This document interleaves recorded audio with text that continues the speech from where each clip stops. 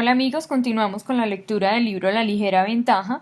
Hoy vamos a terminar la página 185 hasta la página 195 y vamos a iniciar con el título El centavo, paréntesis, es decir, los 10 millones de dólares, paréntesis, que le hace pensar. Por la mente siempre pasa un comentario constante y lo más probable es que la mayor parte del tiempo ni siquiera nos demos cuenta de lo que está diciendo. A veces ese comentario constante se desborda hacia las cosas que usted se dice a sí mismo en voz alta, pero la mayor parte del tiempo es esa voz silenciosa que le susurra en los oídos y no hay voz más poderosa. Es la razón por la que Napoleón Hill no tituló su libro Empiece negocios sólidos y hágase rico, haga lo correcto y hágase rico, ni actúe y hágase rico. Claro que hacer lo correcto, actuar y empezar negocios sólidos son todas cosas buenas, pero Hill sabía que esa no era la cuestión. Conocía el secreto de cómo sucede realmente la riqueza. Lo llamó piense y hágase rico. Lo hizo por el mismo motivo que James Allen tituló su pequeño clásico fenomenal Cómo un hombre piensa y no cómo un hombre hace. Sus propios pensamientos son uno de los ejemplos más poderosos que existen de la ligera ventaja. Sus pensamientos se multiplican por el poder del interés compuesto y como un jacinto de agua mental, con el tiempo, por lo general mucho menos de lo que se imagina, llegan a cubrir el estanque de su mente. Eso es cierto para los pensamientos positivos, pero lo es también para los pensamientos negativos. Como vimos antes, ni siquiera se trata de tener cuidado con lo que desea porque podría hacerse realidad. Olvídese de los deseos. Se trata de lo que piensa y punto final, porque lo que usted piensa, multiplicado por las acciones y por el tiempo, creará lo que recibe. A través del poder de sus pensamientos, usted es la persona más influyente en su vida. Eso significa que no hay ninguna otra persona más efectiva que usted para socavar su éxito y ninguna otra más efectiva para apoyar su éxito. El propósito de invertir en sí mismo no es acumular habilidades o soltura en áreas específicas del conocimiento. Si bien eso es válido, no son el objetivo principal. El objetivo principal de invertir en sí mismo es entrenar la manera en que usted piensa y lo que usted piensa. Entonces, analicemos cómo funcionan realmente los pensamientos. Al igual que el aprendizaje y que todo lo demás, hay dos tipos, y es crítico que sepa cómo funcionan juntos. El cerebro humano es el dispositivo más complejo de procesamiento de información que se conozca. Su cerebro está integrado por unas 100.000 millones de neuronas y tiene la capacidad de llevar a cabo unas 10 cuatrillones de operaciones únicas por segundo. Cada segundo de cada día su cerebro lleva un control de miles de millones de distintas actividades metabólicas de su cuerpo sin que usted tenga conciencia de ello y lo ha estado haciendo cada segundo de cada día desde el día que nació. Pero hay un detalle sobre el cerebro que la mayor parte de la gente no sabe y es en qué lugar del cerebro yace el verdadero poder. Hay dos amplios y distintos tipos de función. El cerebro consciente y el cerebro inconsciente. Su cerebro consciente es la parte que hace lo que uno considera ser la actividad de pensar. Se concentra intensamente en una cosa a la vez, como el haz de una linterna, escudriñando un cuarto oscuro. El cerebro consciente es sumamente poderoso en lo que hace, pero tiene un alcance muy limitado. Por ejemplo, la mayoría de la gente no puede retener mentalmente más que un puñado de dígitos cada vez. Haga la prueba, abra el directorio telefónico, lea 3 números de teléfono al azar, ciérrelo y vea si puede acordarse siquiera de uno de ellos. ¿Y el inconsciente? Puede recordar trillones de números de teléfono a la vez. Si su cerebro consciente es como una linterna iluminando un objeto a la vez, su cerebro inconsciente es como un superreflector que ilumina todo a la vez, pero solo a nivel subconsciente. Su cerebro consciente se distrae fácilmente. Una persona normal pierde concentración consciente de 6 a 10 veces por minuto. ¿Con qué frecuencia pierde el enfoque el subconsciente? ¿Qué le parece si le digo nunca? ¿Quién está realmente a cargo? He aquí la clave de nuestro destino que la mayoría de la gente no capta. Pensamos en nuestras funciones conscientes, nuestra voluntad. nuestras decisiones conscientes y nuestros pensamientos conscientes como lo que es el nosotros, y en nuestro subconsciente como algo que vagamente está sucediendo debajo de la superficie que quizá no sea tan importante. La verdad es que el subconsciente está virtualmente a cargo de todo. Pruebe lo siguiente: cierre el puño con el dedo pulgar hacia arriba, como para hacer la señal de que todo está bien, y sostenga el puño con el brazo estirado. Luego mire la uña del dedo pulgar. El área de la uña a esa distancia es aproximadamente el área donde puede enfocar el ojo con su visión focal. Todo lo demás yace en su visión periférica. Es similar a su consciente y subconsciente. Su consciente puede enfocar realmente bien, pero solo en una parte diminuta y minúscula de su vida a la vez. Su subconsciente lleva el control de todo. ¿Alguna vez condujo o caminó por una ruta conocida mientras la mente le divagaba pensando en algo que está pasando en la escuela o dejándose llevar por una película que había visto y de pronto se encontró en su destino? Y fue como que ni siquiera se dio cuenta de cómo llegó. Ese es un ejemplo del piloto automático. Su mente consciente había aprendido el trayecto tan bien que se lo entregó a la mente subconsciente. Del mismo modo que usted se ata los cordones de los zapatos o la forma en que hace caminar a las piernas, al igual que la forma en que responde sí cuando alguien dice su nombre, al igual que todos los cuatrillones de funciones metabólicas que usted hace sin pensar, lo que nos hace pensar es que usted hace el 99.99% de todo en piloto automático.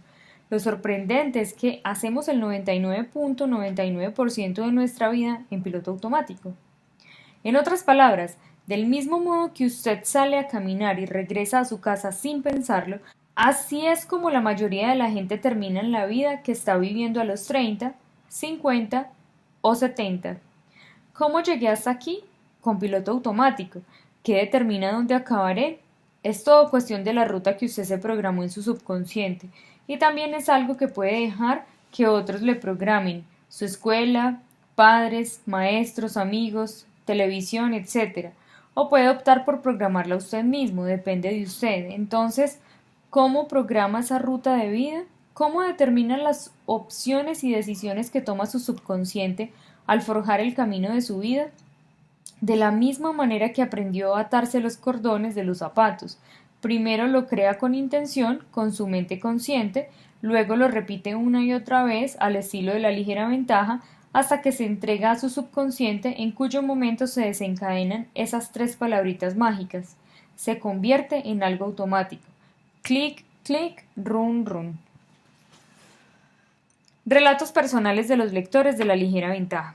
La ligera ventaja me ha resultado especialmente útil en el área de desarrollo personal. Siempre estuve alrededor de gente que creía que sentarse a leer libros era una pérdida de tiempo. Ahora dedico tiempo todos los días a leer al menos 10 páginas.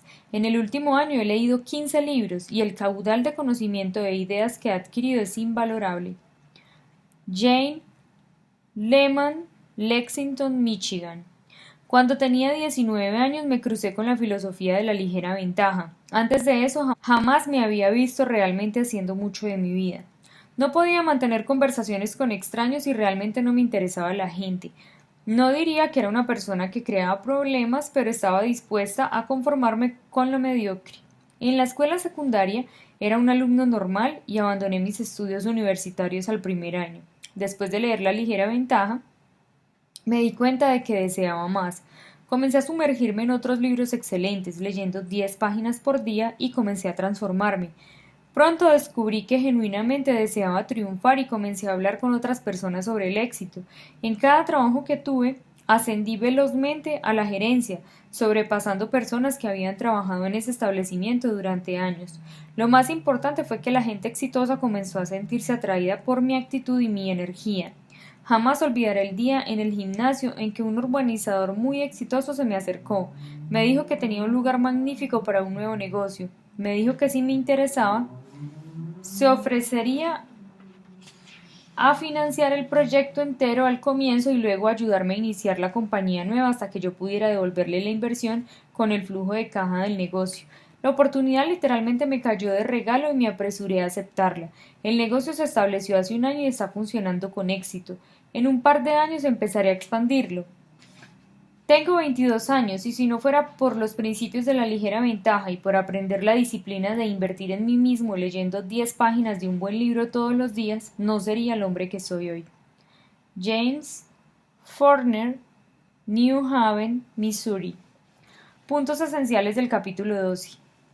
Primero, la inversión más sabia que puede hacer es invertir en su propio aprendizaje y desarrollo continuos. Segundo, aprender estudiando y aprender haciendo, la agudeza de los libros y la viveza callejera son dos de los pistones esenciales del motor del aprendizaje. Tercero, en el camino hacia una meta se desviará del rumbo la mayor parte del tiempo. Eso significa que la única manera de alcanzar una meta es por medio de la corrección del rumbo constante y continua. Y cuarto, la mayor parte de su vida, el 99.9%, está constituida por cosas que usted hace en piloto automático. Eso significa que es esencial que usted se encargue del entrenamiento de su piloto automático. Capítulo 13. Aprenda de los mentores. Levanta la cabeza y no levantes los puños. Digan lo que te digan, no permitas que te hagan perder los nervios. Procura luchar con el cerebro para variar. Atticus Finch en Matar a un ruiseñor por Harper Lee. En un capítulo anterior exploramos la idea de que hay dos tipos principales de aprendizaje: aprender estudiando y aprender haciendo. Pero hay un tercer tipo de aprendizaje también. He guardado el mejor para el final porque utilizar este tercer tipo de aprendizaje acelerará tremendamente a los otros dos. Es el conocimiento a través de modelar. A lo largo de la historia de la humanidad y mucho antes de que hubiera libros, universidades y programas de formación permanente, ha habido un camino verdadero y comprobado para aprender una técnica, habilidad, arte, oficio o profesión. Estudiar con un maestro. Todas las grandes tradiciones de aprendizaje dicen lo mismo. Si desea aprender a hacer algo bien, busque a alguien que ya ha dominado esa habilidad y trabaje de aprendiz. Francamente, este tercer tipo de aprendizaje no es tan solo un añadido valioso a los otros dos, es esencial. Aprender la información pura no es suficiente, y si bien añadir la viveza callejera que adquiere al aplicar esa información en su experiencia personal lo puede propulsar hacia adelante, eso no es suficiente para llegar al final del logro exitoso de sus metas. Necesita una forma de procesar toda esa información y experiencia, y de integrarla, y existe una única manera fiable y sólida de hacerlo: buscar a alguien que ya haya dominado el área de su interés y modelar su comportamiento en función de la experiencia de esa persona. Hay un círculo con unas flechas, dice estudiar, hacer, modelar. El desarrollo personal no es algo a lo que uno puede aspirar como experto desde el sillón. No es algo que puede dominar manteniéndose al margen. Debe ser un deporte de contacto físico en el que usted está en contacto con otros que pueden ayudarle en su camino. Nos estamos refiriendo al poder del mentor, el hombre que me hizo creer en ser. Como le dije antes, de joven nunca fui nada más que una persona normal en todo lo que hice. Tuve calificaciones normales, habilidades deportivas normales, destrezas sociales normales, todo era normal. Cuando me dediqué de lleno a los estudios otra vez, después de mi día de disgusto en el campo de golf de Daytona, me apliqué como loco, sabiendo que la única manera de lograr algo más allá de lo normal sería con el puro esfuerzo y persistencia. Como dije, funcionó, me saqué A en todas las materias, pero me seguía considerando una persona normal. No fue hasta que conseguí ese trabajo de pasante en el aeropuerto de Albuquerque que mi opinión sobre mí mismo, de ser no mejor que lo normal, comenzó a cambiar, y cambió únicamente por un motivo: un hombre llamado Clyde Sher. Mi trabajo no era muy emocionante. Como pasante de contabilidad me pasaba el día calculando números en un escritorio pequeño en una oficina que era un cuchitril en la parte de atrás del edificio. Me parece que nadie sabía de mi existencia allí. Un día, por algún motivo desconocido, el señor Sher pasó por mi escritorio y me preguntó si quería ir a tomar café. Clyde Sher, un hombre de unos 60 y pico de años, muy logrado y sumamente exitoso, era el director del aeropuerto. Este puesto de director del aeropuerto era un nombramiento Significaba que dirigía todo el aeropuerto y estaba a cargo de los 140 empleados. Además, debía reportarse al alcalde y al ayuntamiento. Clyde gozaba de gran respeto en Albuquerque y en toda la comunidad de la aviación nacional. Por supuesto que yo sabía quién era él. En efecto, durante los meses que había trabajado allí me lo cruzaba en los pasillos de vez en cuando y nos saludábamos, pero nunca habíamos tenido una conversación. Y ahí estaba, de pie frente a mi pequeño escritorio, invitándome a tomar café con él. Yo sabía que debía decir algo brillante y así lo hice. Le dije, por supuesto. Fuimos al comedor del personal y hablamos un rato tomando café y de inmediato congeniamos.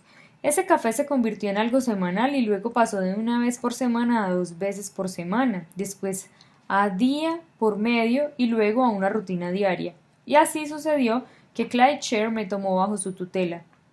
Era la primera vez en mi vida que me sentía reconocido y aceptado por una persona de importancia. Y de pronto cambió la forma en que otros me veían. Me daba cuenta de que la gente del aeropuerto decía, ¿por qué está el señor Sher interesado en ese joven universitario? ¿Qué le ve a él que nosotros no? Tal vez debiéramos verlo de manera diferente también. Y como me empezaron a percibir de otra forma, yo empecé a percibirme a mí mismo de manera distinta y comencé a actuar distinto. Comencé a actuar como alguien de valor, alguien con un propósito. Mientras tanto, Clyde podía ver que yo trabajaba y estudiaba y apenas me podía mantener, y después de un tiempo creó un cargo llamado supervisor nocturno y me ofreció el trabajo. Como supervisor nocturno podía quedarme solo en la noche y dedicar ese tiempo a hacer mis tareas. El resto del personal administrativo terminaba su horario a las 5 y yo entraba a las 4 y me quedaba hasta la medianoche. En realidad no había nada para hacer, salvo estar presente en caso de que surgiera algún trabajo extra, lo cual era muy poco frecuente. Esencialmente me estaban pagando para que hiciera mi tarea de la universidad. A medida que siguió evolucionando mi relación con Clyde, a través de esa conexión me hice amigo del encargado de seguridad, el encargado de mantenimiento y el encargado de operaciones de pistas. Después de terminar mi licenciatura, entré al programa de la maestría y seguí trabajando en el aeropuerto. Con el tiempo, Clyde me animó a postularme para el cargo de gerente del aeropuerto cuando se abrió la vacante. Lo hice, así como muchos otros postulantes, pero yo fui el elegido para el trabajo. Se empezó a propagar la noticia por la comunidad empresarial que este joven de 23 años había asumido el cargo de gerente del Aeropuerto Internacional de Albuquerque y creó una sensación. Muy pronto, Texas Instruments tocaba a mi puerta. Me pagaron el viaje para entrevistarme y 2 días más tarde me estaban enviando a conocer al presidente.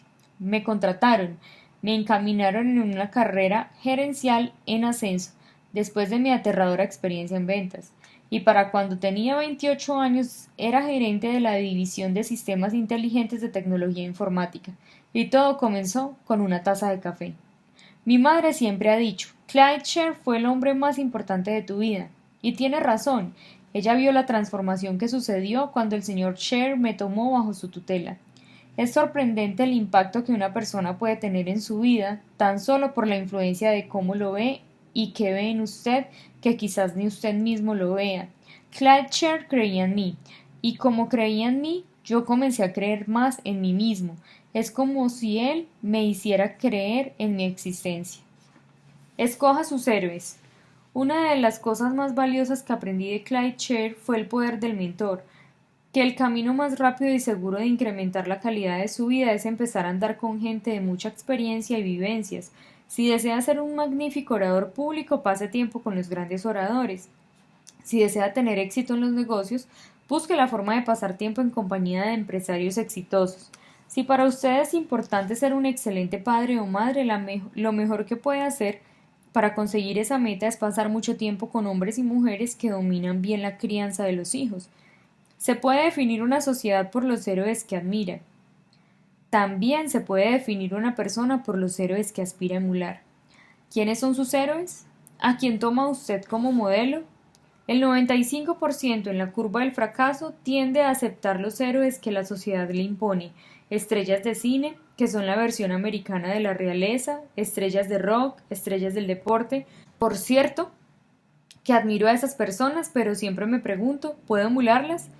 En términos prácticos, puedo convertir mi admiración por esas personas en modelado constructivo que en forma pragmática aumente mi aprendizaje y promueva tangiblemente mi vida hacia adelante. Si no, posiblemente me convenga buscar otros héroes. Con demasiada frecuencia podemos hacer héroes de personas que realmente no pueden ayudarnos, cuya vida son fantasías y no modelos de conducta. Fíjese quiénes son sus héroes, haga una lista y examínela. Pregúntese, ¿puedo ser como ellos? ¿Está haciendo esa gente el tipo de cosas que aspiro a hacer y vivir el tipo de vida que aspiro a vivir? ¿Pueden ayudarme realmente a convertirme en quien quiero convertirme? Cualesquiera que sean sus metas, busque personas que han logrado lo mismo o metas muy similares o que están bien encaminadas de ese rumbo y acampe en su puerta o haga lo necesario para asociarse con ellos, emularlos y contágiese el entendimiento, alcance y dominio del asunto. La razón por la que Alcohólicos Anónimos tiene tanto éxito no es la información que distribuye, sino que son los mentores que ofrece tanto como comunidad y como individuos. Cuando usted se asocia a AA o a cualquier otro programa de 12 pasos, tiene acceso inmediato a una comunidad de gente que estuvo a donde usted se dirige, así como a un mentor individual o padrino. Si solo entregaran DVD y folletos, establecieran un sitio web sobre cómo superar el alcoholismo y lo dejaran ahí así, ¿cuánta gente cree que podría entrar con éxito en la etapa de recuperación? No muchos. Por supuesto que necesitamos la información, pero lo que hace realmente funcionar el programa es el entorno y las asociaciones que se crean alrededor de esa persona. Lo mismo se aplica al desarrollo personal y a todo cambio que deseamos ver en la vida. Debe consistir en información y un entorno de apoyo. En AA, su padrino no es solo un amigo. En un sentido muy práctico, esa persona es su héroe, la persona que va adelante, que ilumina el sendero con una antorcha para que usted pueda ver mejor su camino. Eso es lo que hace el mentor. Enseña información, muestra habilidades y transmite conocimiento, a veces, pero más que eso, ilumina el camino. Hemos llegado a la página 195 y completado las 10 páginas de hoy. Nos vemos mañana para continuar con nuestra lectura.